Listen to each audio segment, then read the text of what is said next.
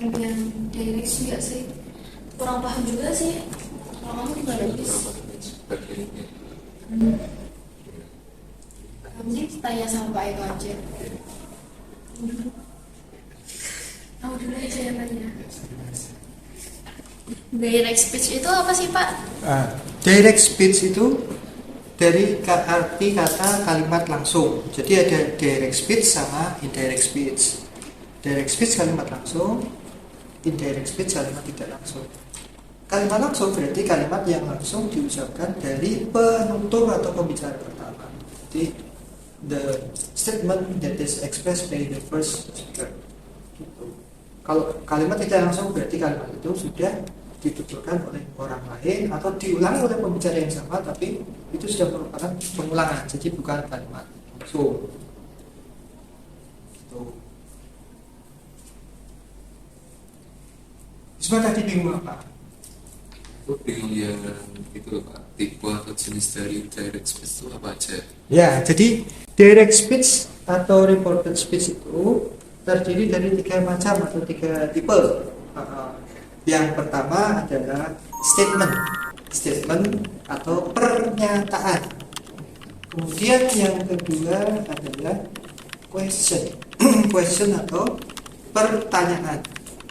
Terus yang ketiga itu adalah command and prohibition, perintah dan larangan. Jadi ada 3 apa saja tadi Mas? Statement, terus question sama command and prohibition. Itu. Nah, ini saya jelaskan sekalian yang statement itu nanti kita bisa menggunakan kata hubung that yang artinya bahwa. Jadi statement kita pakai kata hubung that atau bahwa. Kemudian kalau question itu terdiri dari 2, yes no question, pertanyaan yang jawabannya yes no, dengan HW atau WH questions. Jadi pertanyaan-pertanyaan menggunakan WH sama how. Ada what, who, whose, where, why, what, dan seterusnya. Sedangkan untuk command and prohibition, itu nanti kita menggunakan clue atau kata hukumnya adalah kalau menyuruh atau command itu to, diikuti verb 1. Kemudian kalau larangan atau prohibition itu kita menggunakan not to, diikuti verb 1 juga. Tuh, itu macam-macam. Kita paham untuk buat energi apa? Itu untuk tips caranya untuk memahami pola direct and indirect speech itu bagaimana Pak? Oke, sebenarnya materi ini tidak terlalu susah kalau kita tahu clue-nya. Contoh, tadi kan ada berapa? 3 tipe kan? Statement, question, sama command. Nah, statement untuk pernyataan. Jadi nanti kan kita biasanya di soal itu ada kalimat yang berarti seseorang berkata. Misal contohnya ya, kalimat langsungnya Bisma berkata, koma, tanda petik atau quotation mark ini menunjukkan kalimat langsung. Saya ulangi, Bima berkata, koma, tanda petik atau tanda petik, saya akan pergi ke Solo. Bisma berkata, saya akan pergi ke Solo. Kalimat ini kalimat langsung karena diucapkan oleh Bisma, si pembicara benar. Untuk tips untuk menguasai tipe 1 atau tipe pertama dari directnya itu pernyataan, nanti kita rubah menjadi Bisma berkata bahwa, that-nya dipakai. Kemudian clue berikutnya adalah berkata. Bahasa Inggrisnya kan kita biasa menggunakan say atau says, tell atau tells, ya kan?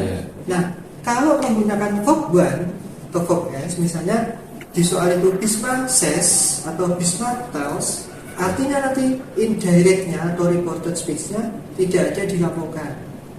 Tapi kalau misalnya berkatanya itu menggunakan verb lampau atau verb to, misalnya Bisma said atau Bisma told, nanti indirectnya dilaporkan. Jadi efek dilaporkan atau tidak tergantung dari kata say atau kata tell. Itu kuncinya utama itu.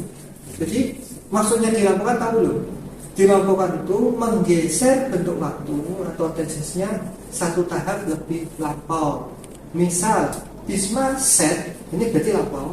Bisma said I will go to Solo.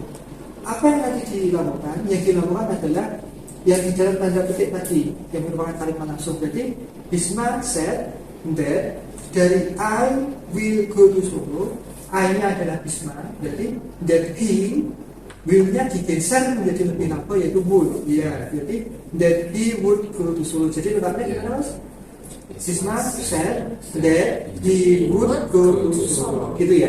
Itu kalau kita menggunakan said atau told. Jadi tergantung dari berkatanya pakai verb 1 atau verb 2. Kalau verb 1 tidak digeser ke lebih lampau, tapi kalau menggunakan verb 2 dilampaukan.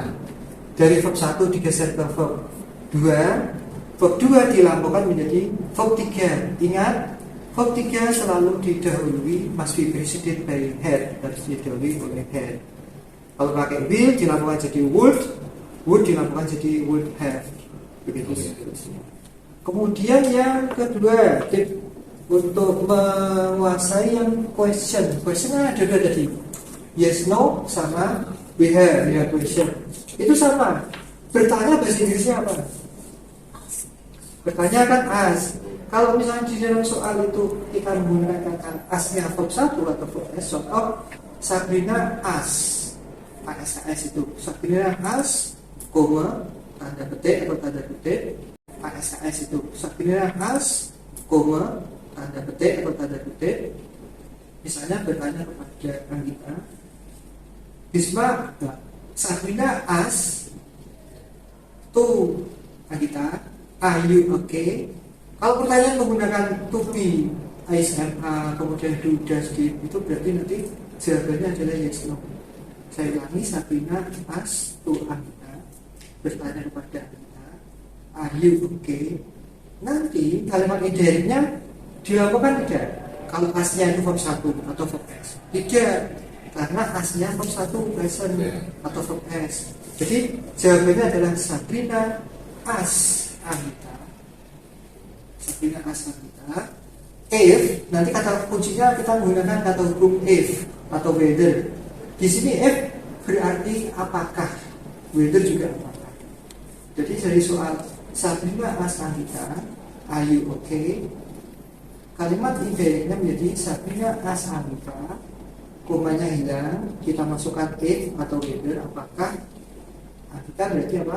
Are you okay menjadi if she is he. Jadi are you menjadi she is karena she-nya adalah Anggita. Is tidak dilakukan karena asnya verb 1 atau verb S. Sebaliknya ketika bertanya yang pakai ask verb 2, contoh Sabrina asked Anggita, koma pertanyaannya sama, are you okay? Nanti to be are kita geser menjadi was were.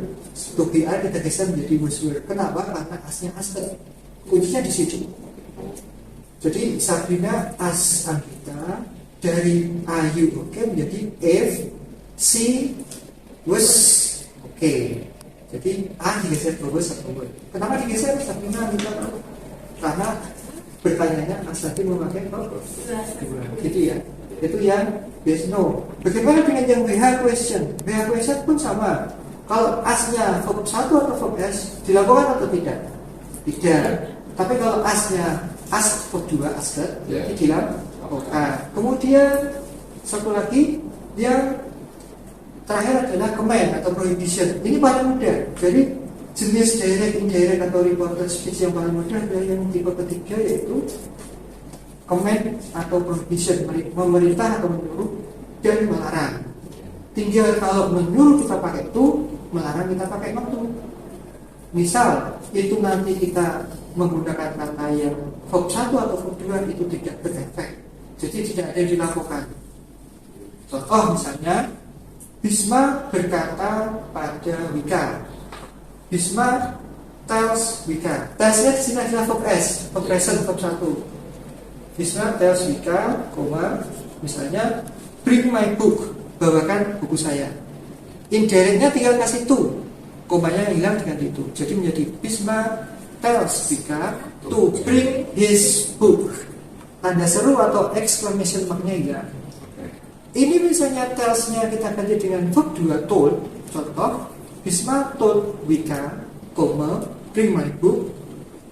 menjadi indirectnya tidak ada dilakukan, tetap Bisma told Wika to bring his book, sama persis. Walaupun pakai tell verb 1 atau told bentuk dua dari tell, tetap tidak ada dilakukan. Jadi paling modern. Kalau melarang bagaimana Pak? Tinggal kita insert not told. Contoh misalnya Sabrina berkata kepada Angga, don't disturb me. Don't disturb me. Yeah. Nah, Sabrina tells Angga, don't disturb me. Itu akan menjadi Sabrina tells Angga not to. Do-nya kita ganti dengan not to disturb her. Itu. Walaupun tesnya nanti diganti dengan to, tetap sama. Contoh ya, Sabrina told Angga, don't disturb me. Terus indirectnya menjadi Sabrina told Angga, tetap sama, not to disturb her. Gitu. Ya, jadi kalau menyuruh pakai to, kalau larangan kita tinggal insert not to. Itu tipsnya untuk memahami direct and indirect. Gimana? Masih ada yang kesulitan nggak? Sudah ya? Ya. Oke. Terima kasih banyak Pak. Sama-sama semangat belajar ya. Ya. Buat yang sudah nonton dan sudah like, thank you. Yang belum subscribe silahkan di-subscribe, karena konten ini adalah konten yang kreatif dan inovatif, memberikan tidak hanya materi bahasa Inggris, juga kreativitas murid-murid. Terima kasih sekali lagi, semoga selalu sehat, belajar tidak mengenal batas sosial. See you next time. Wassalamualaikum warahmatullahi wabarakatuh.